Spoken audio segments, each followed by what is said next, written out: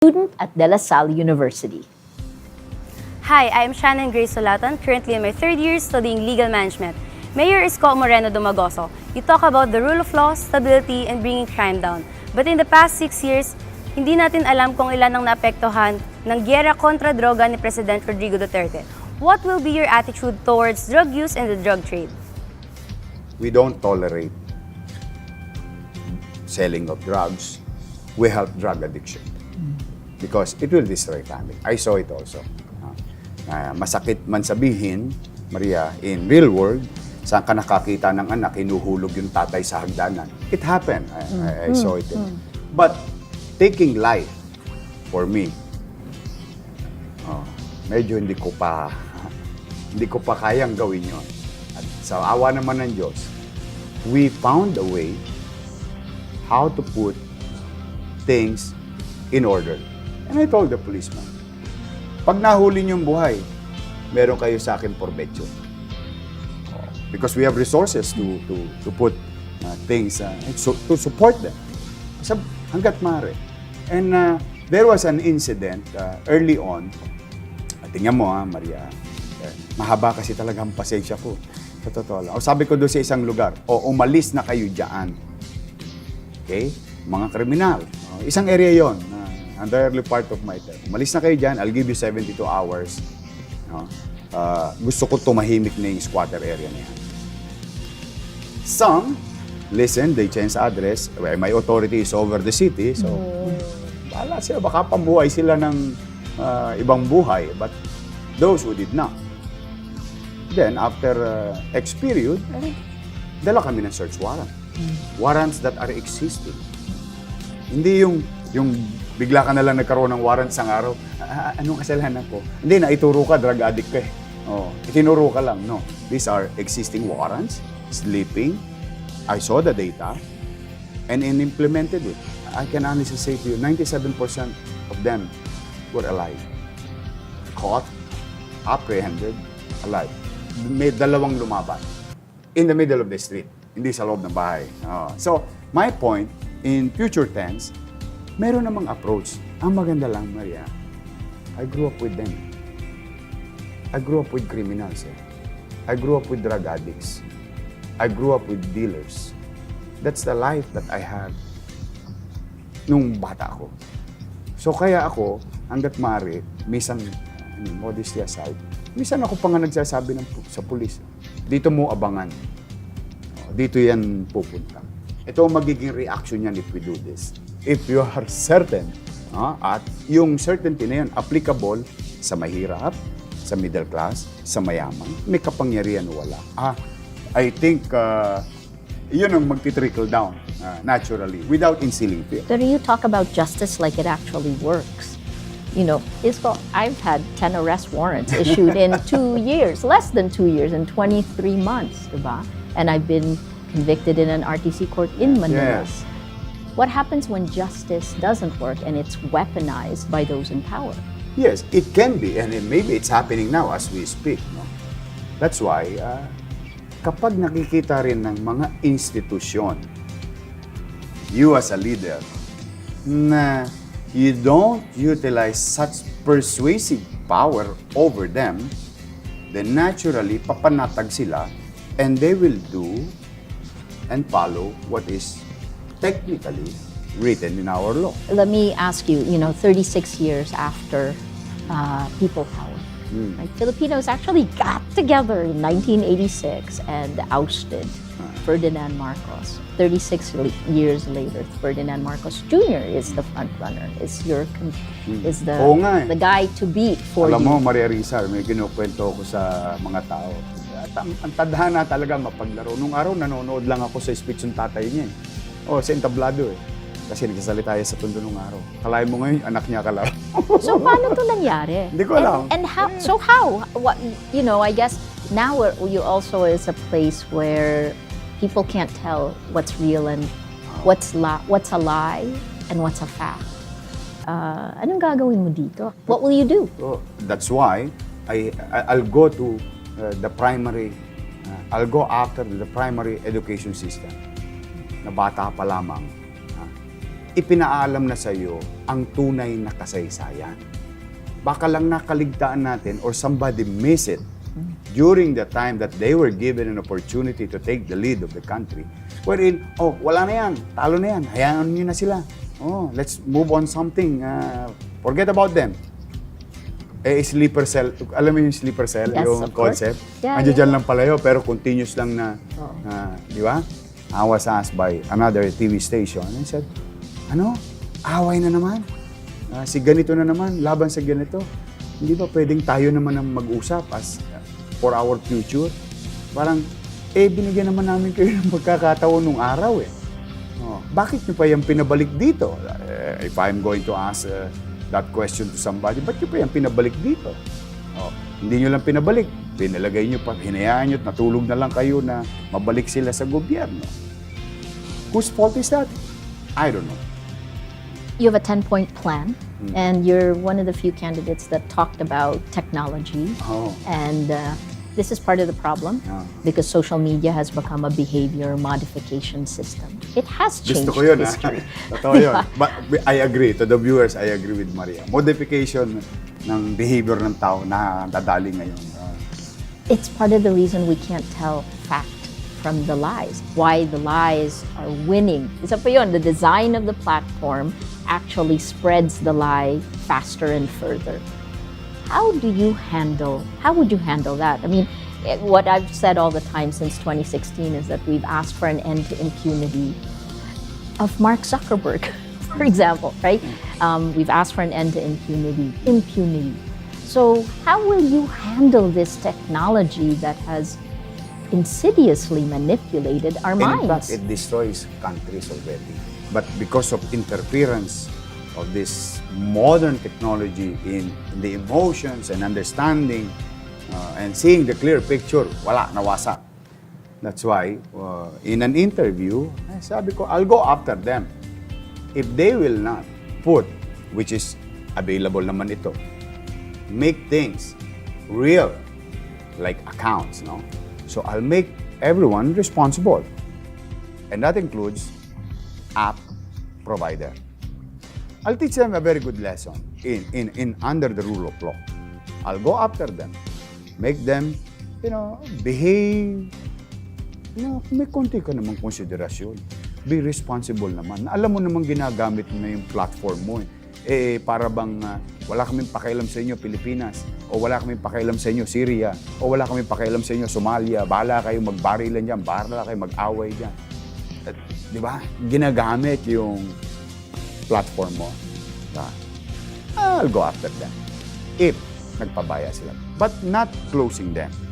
Closing or pag talagang bingi ka. So, one of the key is, okay, let's make this account legit. So, tuloy pa rin ang demokrasya. When you say legit, you want their names. Of course. Yeah. Marami na bulag. Because there's too much smoke screen in the eyes of all. And that's what I'm worried. Kasi this is our life. 6 years of our lives. Our children's future. Can you imagine? We've voted, chosen through democratic processes on the premise of sinabi lang. Napanood ko lang. Oh my God. And that's what I'm worried. Not as a candidate, but as a citizen. Kasi kailangan talaga, makaboto tayo noong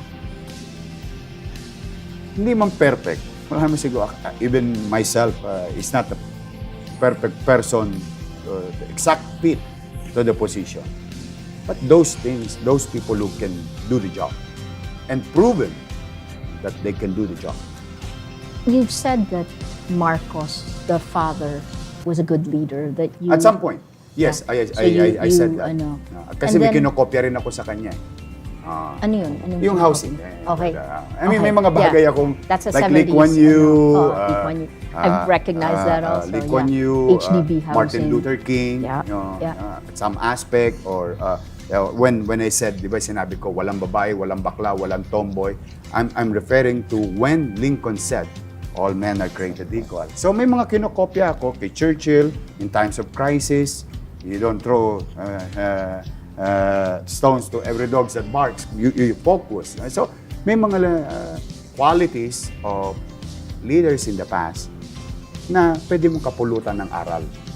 But you only choose the good one and be reminded of the bad one.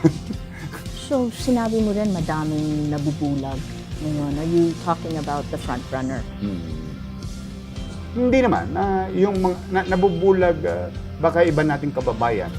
Uy, sino yung boboto mo? Si candidate A. Talaga? Alam mo, hindi ako yung nagtatanong. May nagtatanong lang. Bakit mo siya iboboto? Then our fellow Filipino would have it stop. Parang, kasi nakita ko sa YouTube yung tatay niya. Kasi yung tatay niya magaling. And they don't refer to candidate A, candidate B, candidate C on their specific proof of concept or wala. So naawa ko. Sa akin naman, Maria, with all honesty, and I've said this, after this, I'll retire. You're very young. Yeah, I'm very young, but modesty aside, half of my life was dedicated to public service. I started as in like zero idea on how the government works. But I have a full of idea on what is public service. But then again, I realized, no. Kailangan ko pala talagang academically equip myself. And I did. And I tried to be part of solution.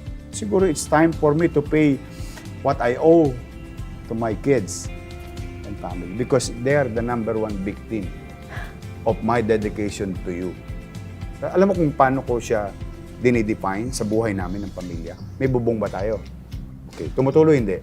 Okay. May laman ba yung groceria? Yung tawag yung pantry? Yung pumapasok ba yung bata? May driver ba?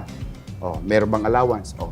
Can you imagine that ganun kababaw yung pagtingin ko na basta maayos lang ang pamilya ko, okay na sila, then I'll focus on the problem of the people. And that's why you see me sunog and all other things. So, sort of saying, I want you to vote for me. I want you to support me as a citizen, no?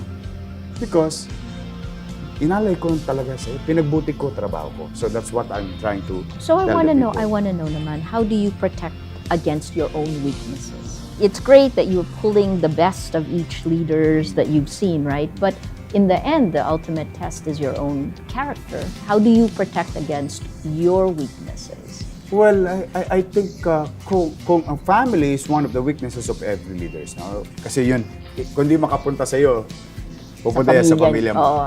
Pero modesty aside, you can check. They never, ever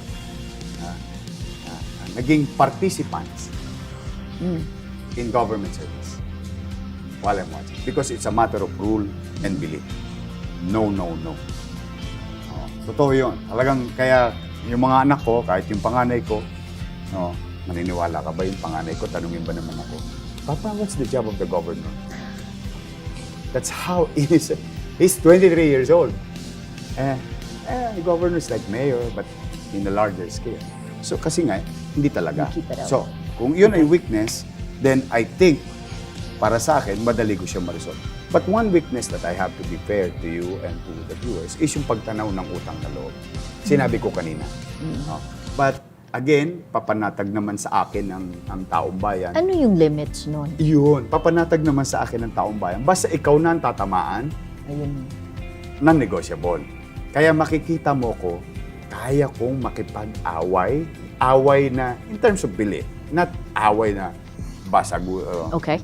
rambulan na lang tayo. Wala And na. corruption, how do you deal with that? We don't How do you tolerate. stop? You don't. We Okay. don't tolerate. So there's a balance on it. So the other question, because I've heard this several times, that some people will say that you're like a Duterte, like you're charming. You're more charming. Well, One, do care I'll to take like. it as a compliment. No? Why? He's a president now. Who would not want to be compared to a president? The This is not a itself, compliment, though. This is more in abuse of power. That's, How would you that's a adopt? different, because I cannot be compared on somebody or anybody for that matter who abuse their power, because modesty aside, Maria, wala ka naman siguro nabalitaan na nag-abuso ako ng kapit. Because I have this kind of certain belief na I cannot be right all the time. I'm human being. I tend to make mistakes. And I've done a lot in my life. Kaya ang dami kong sugat sa tuhod. So pag nadadapa ako, bumabangon, and try to improve myself, better myself. At all tasks, no? Yung career ng buhay ko. But the thing is, hindi ka man maging tama, but I will always be just. Sana. That I can do. And you don't think yun yung power kwento ko will sa'yo get to your kanina, head. Yeah. Na yung sample na binigay ko sa'yo, di ba? Pag titingnan mo, hindi ko siya hinayaan na makapangdaya ng kaunti, mapabura ng kaunti, pero tinulungan ko siya nang hindi ko binabiolate yun. Ang tawag ko doon, just trying to be makatwiran. Nilingong kita, Brad, pero hindi ko naman to inabuso yung nasa kanan ko. So just being just. Kasi God is always right, and I'm no God. Yun lang ang sa kalye. Kumbaga, Diyos lang ang laging tama. No? Kaya inisip ko na lagi, magkakamali ako. Now, if I'm going to make a mistake, can I rebound? And that kind of mistake is to destroy your life? I hope not. I will not cross that line. The beating that the media has taken. What kind of relationship, I guess, is what you, as president, what would you do? What would the relationship with the media be? Friends? Ako, I tried to be fair with them by telling them things off the record. Straightforward. For example, let's just say it's Rappler here. Pia is with us. I tell her, Pia, off the record to, ha? This is what we're gonna do. Ganyan. I'm gonna tell her. Para hindi lang siya ligaw. This is what we think. Pero hindi ko pa yan masabi. Kasi gagawin pa lang namin. Di ba? So I try to be fair to them as much as possible. But there are things in life, na it may do more harm than good. But when you try to level up with them, na at least pag nagsasalita ka in front of a lens, which they hold, and in front of a recorded phone, at least alam nila, ito half-truth. Alam nilang half-truth. There is truth in it, but they know for a fact, okay, siguro medyo hindi pa hilaw o hindi pa hinog para sabihin. Yes, we do that. I do that. I do that to Pia, I do that to somebody. Para lang alam nila na hindi ka nasa dilim. You know, appointments I asked you in your first 100 days, diba? Yeah. Who were you talked broadly that you would pull the best people for each job? I have somebody in the yellow. Would you name names? No. Kawawa naman. Baka mag-create lang ng animosities among them. I have somebody, two. Medyo kipan. Yeah.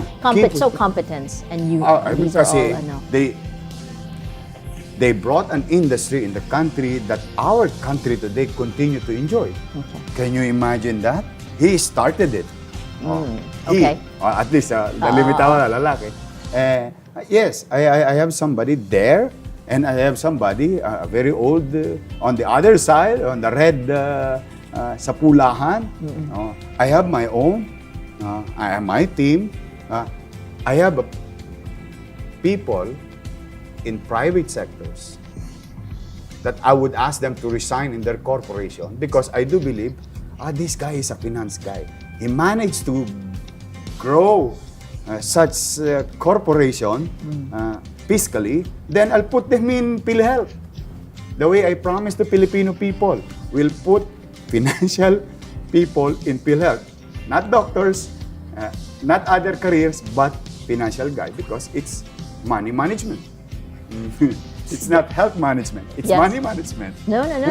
So I want to end this with, I guess, asking you, how you see the Philippines today and what you would do to deal with it. Because it's, to many Filipinos, it's bleak, it's hard, right? How would you describe it today, and then how would you deal with it?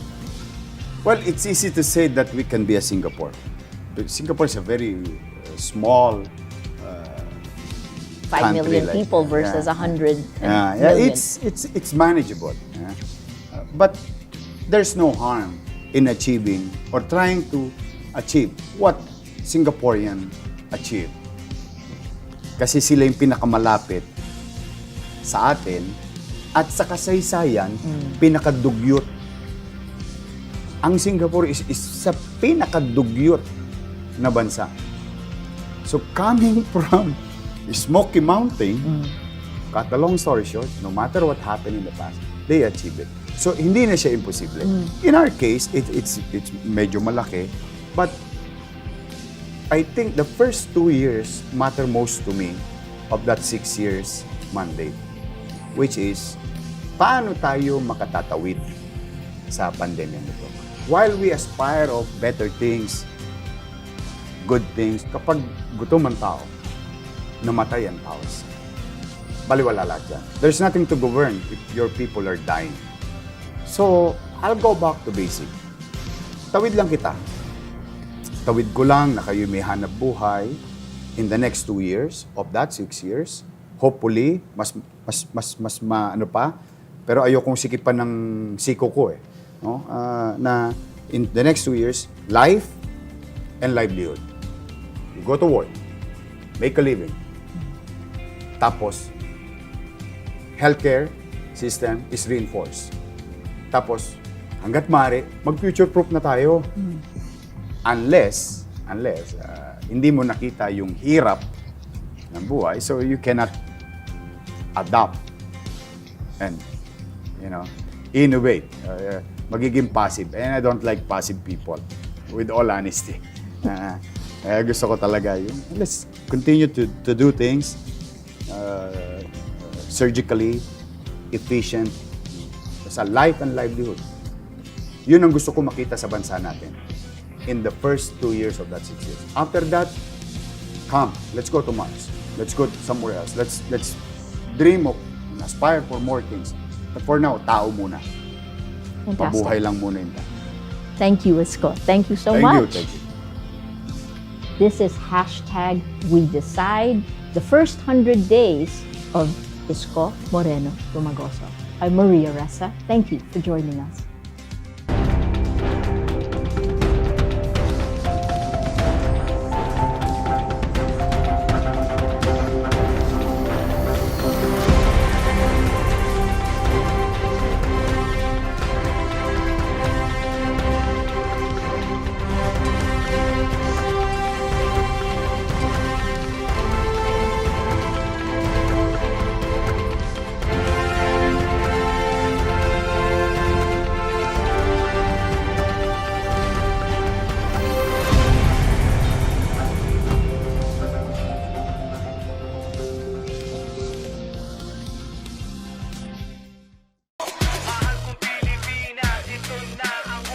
Isigaw mo, Isko! Isigaw mo, Isko! Isigaw mo ang pangarap, lumaya sa teleserye. Isigaw mo na si Yorme, yan dapat magpresidente.